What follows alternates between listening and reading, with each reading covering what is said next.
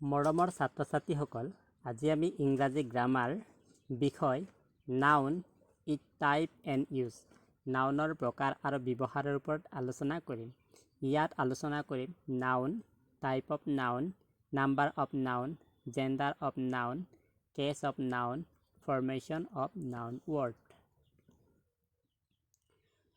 Noun বা বিশেষ্য কি সেই বিষয়ে প্ৰথমে জানি লওঁ। Noun, name of anything is called noun, মানে নাম বুজোৱা পদকেই আমি নাউন বা বিশেষ্য বোলে। টাইপ অফ নাউন, নাউনৰ প্ৰকাৰ। নাউন মূলতঃ 5 প্ৰকাৰ। Proper noun, the noun denote the some particular the person or the thing. Proper নাউনে বিশেষ ব্যক্তিৰ নাম বা বস্তুৰ নাম বা বিশেষ এটা জেগাৰ নাম বুজায়। যেনে ৰাম, ৰীনা এইবোৰ হৈছে বিশেষ ব্যক্তিৰ নাম। ইণ্ডিয়া বিশেষ এটা দেশৰ নাম, আছাম বিশেষ এটা ৰাজ্যৰ নাম, হিমালয় বিশেষ এটা পৰ্বতৰ নাম। Common noun, the noun denote the every person of things of the same class or the kind. একেটা ক্লাছ বা শ্ৰেণীৰ বস্তুক আমি কমন নাউনৰ সহায়ত বুজাওঁ। যেনে টিচাৰ, টিচাৰ মানে কি? যিসকলে পঢ়া শুনা কৰায় বা শিকায়। ঠিক তেনেকৈ ডক্তৰ, যিসকলে চিকিৎসা কৰে তেওঁলোকক আমি ডক্তৰ বুলি কওঁ। ঠিক তেনেকৈ বয়, গাৰ্লছ এইবোৰ একোটা শ্ৰেণীৰ নাম। Collective noun, the noun denotes a group of collection, person, animal or thing etc. Collective নাউনে কিছুমান সংগ্ৰহৰ বা সমষ্টিৰ নাম বুজায়। যেনে ছাত্ৰ ছাত্ৰীসকলৰ একেলগে আমি কি বুলি কওঁ? ক্লাছ। ঠিক তেনেকৈ তোমালোকে শিক্ষকসকলক একেলগে কি বুলি কোৱা? ষ্টাফ। গতিকে ঠিক তেনেকৈ খেলুৱৈসকলক একেলগে আমি কি বুলি কওঁ? এটা দল, টিম। গতিকে টিম, ষ্টাফ, জুৰি, আৰ্মি হ'ব collective noun. Material noun, the noun denote the matter or substance. বস্তুৰ নাম বুজোৱা নাউনক আমি মেটেৰিয়েল নাউন বুলি কওঁ। যেনে gold, T, book etc. Abstract noun, the noun refer to name of quality, feelings or state. Abstract noun গুণ, দুখ আদিৰ নাম বুজায়। যেনে honesty, সাধুতা, ভদ্ৰতা, love এইবোৰ হৈছে একোটা গুণৰ নাম। নাম্বাৰ অফ নাউন, নাউনক আকৌ আমি 2 প্ৰকাৰে ভাগ কৰিছোঁ। এটা হৈছে কাউণ্টেবল নাউন আৰু আনটো হৈছে আনকাউণ্টেবল নাউন। যিবোৰ countable noun, this noun can be counted. যিবোৰ নাউন আমি গণিব পাৰোঁ সেইবোৰক কোৱা হয় countable noun. Example boy, girls. আমি বয় এজন দুজন আমি গণিব পাৰোঁ। ঠিক তেনেকৈ গাৰ্লছ এজন দুজন আমি গণিব পাৰোঁ। Uncountable noun, this noun cannot B counted. যিবোৰ নাউনক আমি গণিব নোৱাৰোঁ সেইবোৰক আনকাউণ্টেবল নাউন বোলে। যেনে চুগাৰ, ৱাটাৰ। পানীক আমি এটা পানী, দুটা পানী বুলি গণনা নকৰোঁ। কিন্তু মনত ৰাখিবা, যদি আমি 1 লিটাৰ 2 লিটাৰ পানী বুলি কওঁ তেতিয়াহ'লে কিন্তু সি গণনাত আহিব। আকৌ কাউণ্টেবল নাউনবোৰকো আমি কেইটামান প্ৰকাৰত ভাগ কৰিছোঁ। টাইপ অফ কাউণ্টেবল নাউন, ই 2 প্ৰকাৰ। সিঙ্গুলাৰ নাম্বাৰছ আৰু plural number. Singular number, it is the refer to one person or the thing. এটা বস্তু বা এজন ব্যক্তিক বুজালে আমি সিঙ্গুলাৰ নাম্বাৰ বুলি কওঁ। যেনে a student. Plural number, it refer to or the more the person or the thing. দুটা বা তাতোতকৈ অধিক বস্তু বা ব্যক্তিক বুজালে আমি তাক প্লুৰেল নাম্বাৰ বুলি কওঁ। যেনে 2 student etc. Rule for changing singular into plural. Singular numberer পৰা plural কৰাৰ কিছুমান নিয়ম আছে। এই নিয়মবোৰ এতিয়া আমি আলোচনা কৰিম।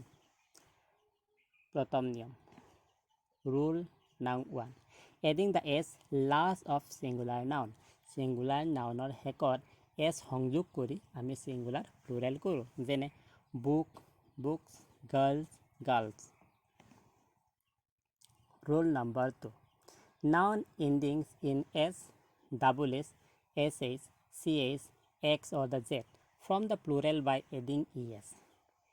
যদি noun শব্দৰ শেষত s, double s, sh, ch, x আৰু z থাকে তেতিয়াহ'লে plural কৰিবলৈ হ'লে এনেকুৱা শব্দৰ লগত es সংযোগ কৰোঁ। যেনে for example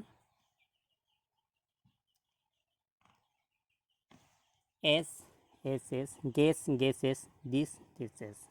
কিন্তু ইয়াৰ কিছুমান এক্সেপশ্যনো আছে। যেনে stomach, stomachs.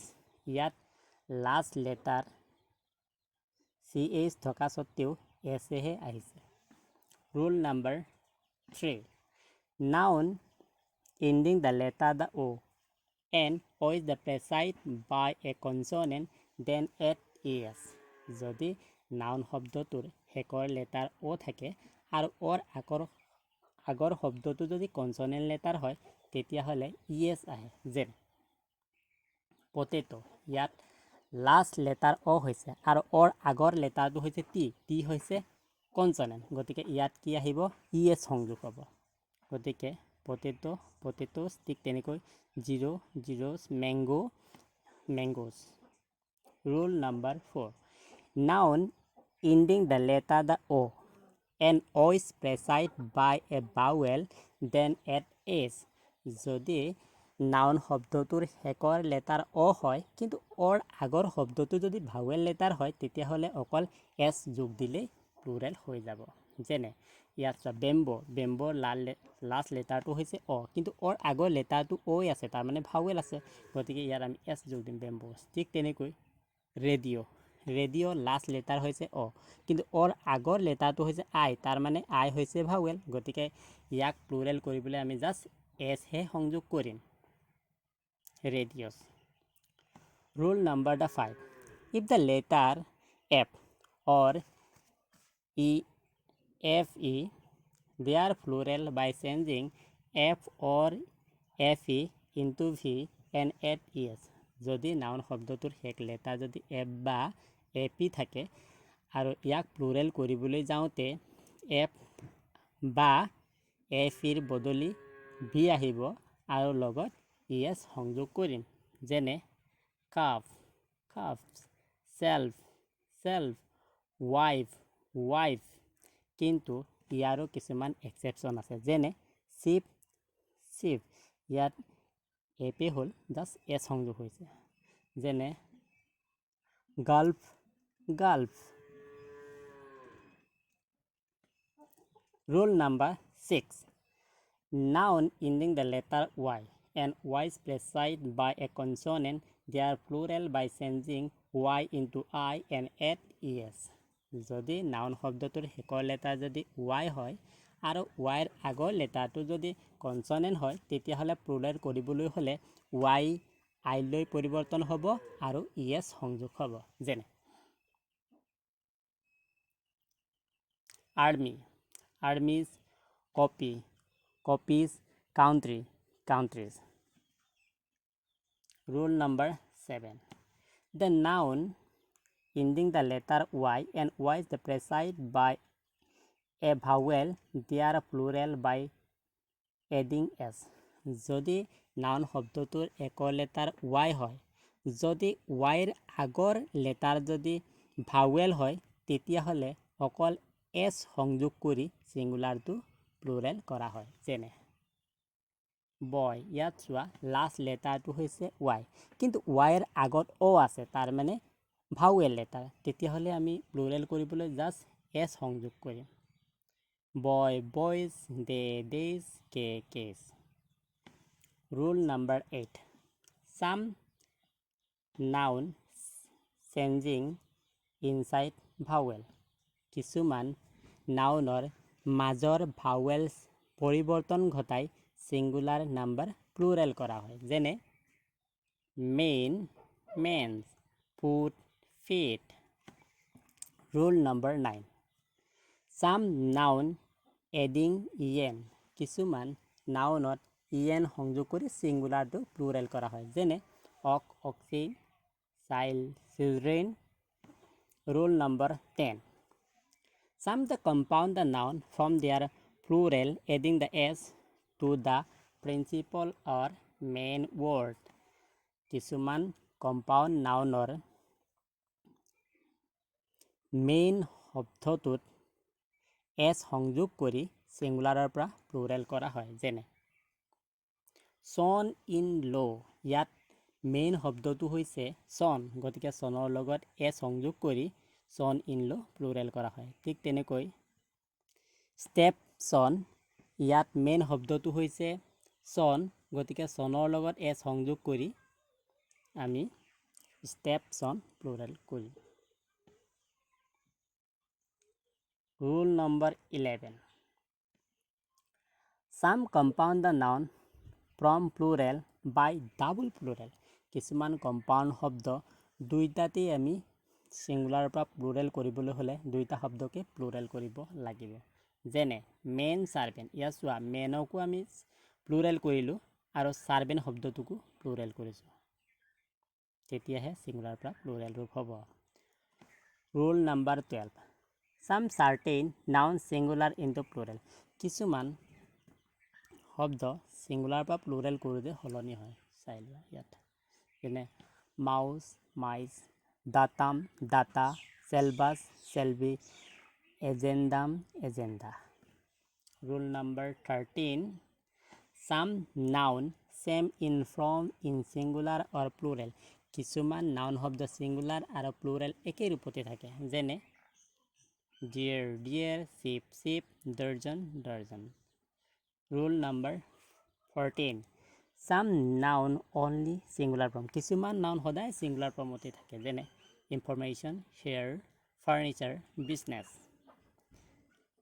Rule number 15, some noun only plural form, কিছুমান নাউন সদায় প্লুৰেল ফৰ্মত থাকে, যেনে কেটেল, পুলিচ, পিপুল, কিন্তু পুলিচমেন হ'লে ছিংগুলাৰ হ'ব।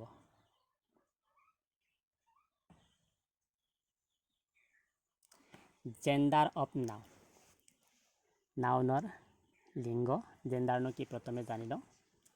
জেণ্ডাৰ বা লিংগ, it is denote male or the female in noun word, নাউনত যিয়ে পুৰুষ আৰু মহিলা বুজায় সেইবোৰকে আমি জেণ্ডাৰ বা লিংগ বুলি কওঁ। জেণ্ডাৰ মূলতঃ 4 প্ৰকাৰ, masculine gender, feminine gender, common gender and neutral gender. প্ৰথমে জানি লওঁ মেস্কুলিন জেণ্ডাৰনো কি। It is the denote male, যদি পুৰুষক বুজালে আমি মেস্কুলিন জেণ্ডাৰ বুলি কওঁ, যেনে boy. Feminine gender, it is the denote female, যদি মহিলা বা স্ত্ৰীক বুজালে আমি ফেমিনিন জেণ্ডাৰ বুলি কওঁ, যেনে girls. Common the gender, it is the denote the male or the female, পুৰুষ আৰু মহিলা উভয়কে বুজালে আমি ইয়াক কমন জেণ্ডাৰ বুলি কওঁ, যেনে children. Neutral gender, it is the denote lifeless thing, নিৰ্জীৱ পদাৰ্থক আমি নিউট্ৰাল জেণ্ডাৰে সূচিত বা বুজোঁ, যেনে book. Rule of gender change, gender পৰিৱৰ্তন কৰাৰ নিয়ম। আমি মেস্কুলিনৰ পৰা ফেমিনিন জেণ্ডাৰ পৰিৱৰ্তন কৰিবলৈ কেইবাটাও নিয়ম আলোচনা কৰিম। প্ৰথমে নিয়ম ৰুল নম্বৰ 1, বাই ইউজিং ডিফাৰেণ্ট ৱৰ্ড, বেলেগ বেলেগ শব্দ ব্যৱহাৰ কৰি মেস্কুলিনটো ফেমিনিন কৰা হয়, যেনে boy, girls, men, women, brother, sister, male, female, husband, wife, cock, hen. Rule নং 2, by adding in of the word ess, masculine শব্দৰ শেষত ই ডাবল এছ সংযোগ কৰি মেস্কুলিনৰ পৰা ফেমিনিন কৰা হয়, যেনে author, authors, authoress, lion, lioness, theatre, theatress, tailor, tailoress, host, hostess, poet, poetess. Rule 3, some the noun changing in spelling and dropping the vowel and add e double s কিছুমান noun শব্দৰ স্পেলিঙৰ পৰিৱৰ্তন ঘটায় আৰু লগত yes সংযোগ কৰি মেস্কুলিনৰ পৰা feminine কৰা হয়, যেনে actor, actress, master, mistress, governor, governess, god, goddess, tiger, tigress, prince, princess. Rule 4. Some compound noun changing into feminine gender by changing the masculine word. কিছুমান কম্পাউণ্ড নাউন শব্দৰ মেস্কুলিন শব্দটো ফেমিনিন কৰি মেস্কুলিনৰ পৰা ফেমিনিন জেণ্ডাৰলৈ পৰিৱৰ্তন কৰা হয়, যেনে ব্ৰাদাৰ ইন ল। ব্ৰাদাৰ্ছ শব্দটো হৈছে মেস্কুলিন, তাত ব্ৰাদাৰৰ বদলি চিষ্টাৰ কৰি আমি ফেমিনিন কৰিম চিষ্টাৰ ইন ল। ঠিক তেনেকৈ ষ্টেপ ফাদাৰৰ বদলি ষ্টেপ মাদাৰ কৰিম, লেণ্ডলৰ্ড, লেণ্ডলেডি, bull calf, cow calf, peacock, peahens, he goat, she goat. Rule 5. Some noun from feminine word by adding a, ine, n, ix. Masculine শব্দৰ লগত ফেমিনিন কৰিবলৈ হ'লে কেতিয়াবা এ, কেতিয়াবা আই এন ই বা কেতিয়াবা আই এক্স সংযোগ কৰি ফেমিনিন কৰোঁ, যেনে এডমিনিষ্ট্ৰেটৰ, এডমিনিষ্ট্ৰেটিক্স, হিৰো, হিৰইনছ, এক্সিকিউটৰ, এক্সিকিউটিভছ, সুলতান, সুলতানা ইত্যাদি। Rule 6. Some word in with men from feminine word by replace person. কিছুমান মেস্কুলিন ৱৰ্ডৰ শেষত মেন শব্দ বহিলে তাক ফেমিনিন কৰিবৰ বাবে মেন শব্দৰ ঠাইত পাৰ্চন বহাই ফেমিনিন কৰোঁ, যেনে চেয়াৰমেন, ইয়াত মেনৰ বদলি কি লিখিম চেয়াৰ পাৰ্চন। স্পকমেন, স্পকমেনৰ বদলি আমি লিখিম স্পক পাৰ্চন। গতিকে মেস্কুলিনৰ পৰা ফেমিনিন হৈ পৰিল। Rule number 7. Personification of noun. কিছুমান নিৰ্জীৱ পদাৰ্থকো আমি পুৰুষ আৰু মহিলা মেল বা ফেমেল হিচাপে ধৰি লওঁ, যেনে আমি জেনেৰেলি সূৰ্য দেউতা বুলি কওঁ, তাৰমানে সূৰ্যক আমি কি হিচাপে ধৰোঁ মেস্কুলিন জেণ্ডাৰ পুৰুষ হিচাপে ধৰোঁ। সেইবাবে ছান, ছামাৰ, উইণ্টাৰ হ'ব মেস্কুলিন জেণ্ডাৰ। ঠিক তেনেকৈ পৃথিৱীক আমি মাতৃ বুলি কওঁ, এই বসুমতী আই, তাৰমানে আমি পৃথিৱীক কি বুলি ধৰিছোঁ মহিলা বুলি ধৰিছোঁ। সেইবাবে আৰ্থ, মুন, অটম এই শব্দকেইটা কি হ'ব ফেমিনিন জেণ্ডাৰত পৰে। এতিয়া আমি আলোচনা কৰিম কেছ অফ নাউন। কেছ মানে হৈছে কাৰক। প্ৰথমে কেছনো কি জানি লওঁ। The relation in which a noun is changed to some other the word or the change of the from by which this relation is indicated is called it case. তাৰমানে cash মানে হৈছে যি নাউন শব্দই আন শব্দৰ লগত সম্পৰ্ক স্থাপন কৰে। টাইপ অফ দ্য কেছ মূলতঃ 4 প্ৰকাৰ: nominative case, objective case, possessive case and vocative case. প্ৰথমে আমি জানি লওঁ নমিনেটিভ কেছ কি। A noun or pronoun is used as subject of a verb. It is called nominative case. ইয়াত তোমালোকে noun অৰ প্ৰনাউন বুলি পাইছে, তাৰমানে নমিনেটিভ কেছ নাউন আৰু প্ৰনাউনৰো হয়। যদি আমি অকল নাউনৰ যদি ক্ষেত্ৰত ক'ব বিচাৰোঁ তেতিয়াহ'লে ক'ম যি নাউনক আমি বাইকত ছাবজেক্ট হিচাপে ব্যৱহাৰ কৰোঁ তাকে নমিনেটিভ কেছ বুলি কওঁ। যেনে ৰাম ৰাইট এ বুক, ইয়াত যদি ৰাম হ'ব ছাবজেক্ট আৰু হি হৈছে নাউন, গতিকে ই হ'ব নমিনেটিভ কেছ। অবজেক্টিভ কেছ: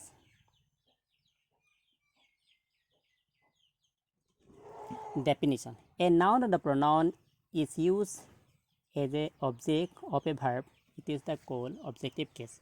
যদি নাউন শব্দ আমি বাইকত অবজেক্ট হিচাপে ব্যৱহাৰ কৰোঁ তেতিয়াহ'লে আমি কি বুলি ক'ম অবজেক্টিভ কেছ বুলি ক'ম যেনে ৰাম ৰাইট এ বুক ইয়াত আমি প্ৰশ্ন কৰিলে ৰামে কি লিখিছে কিতাপ লিখিছে গতিকে এ বুক হ'ব objective case possessive case it is denote the relationship or ownership or possession on another noun it is the call possessive case যদি নাউন শব্দই অন্য নাউন শব্দৰ লগত সম্পৰ্ক স্থাপন কৰে বা নিজস্বতা বা অধিকাৰ প্ৰকাশ কৰে তেতিয়াহ'লে এনে নাউন শব্দক আমি কি বুলি কওঁ প্ৰচেছিভ কেছ বুলি কওঁ যেনে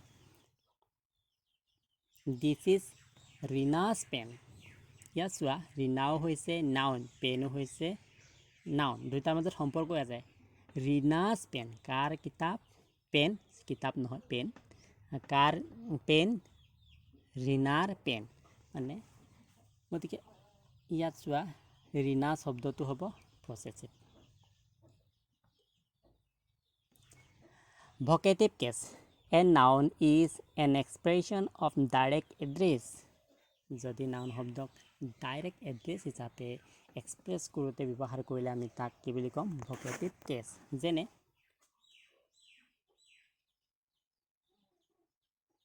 কাম হিয়েৰ ৰীনা ইয়াত কাম হিয়েৰ কাক কোৱা হৈছে ৰীনাক এড্ৰেছ কৰা হৈছে কাম হিয়েৰ ৰীনা আহা ৰীনা গতিকে এই ৰীনা হ'ব ভকেটিভ কেছ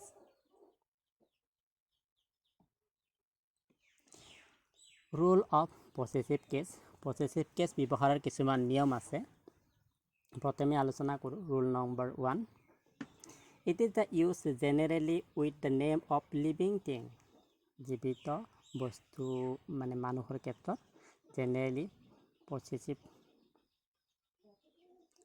কেছ ব্যৱহাৰ কৰা হয় যেনে this is Harish book Rule number 2.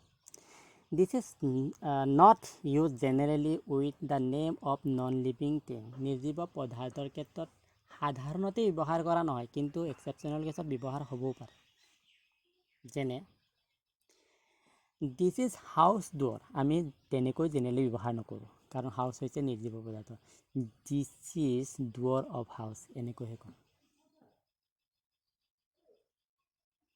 Rule number 3 In case of compound noun, possessive use only to the last word.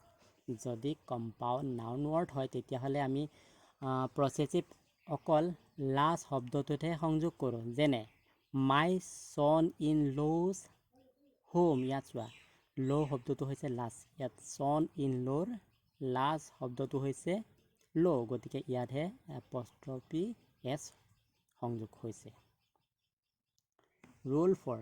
If plural noun ending in s, then only add an apostrophe.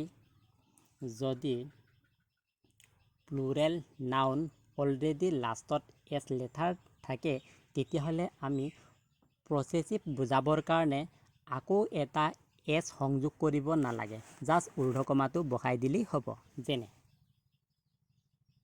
Girls school ইয়াত already S আছেই plural ফৰ্মত গতিকে আৰু এটা S সংযোগ কৰিব নালাগে অকল ঊৰ্ধ্বকমা বহালেই হ'ব ঠিক তেনেকৈ national initiative for school head and teacher holistic advancement ইয়াত হেড আৰু টিচাৰ শব্দটো প্লুৰেল ফৰ্মত আছে গতিকে তাক প্ৰচেছিভ দেখাবৰ কাৰণে আৰু এটা এছ সংযোগ কৰাৰ কোনো প্ৰয়োজন নাই জাষ্ট ঊৰ্ধ্বকমাটো বহাই দিলেই হ'ব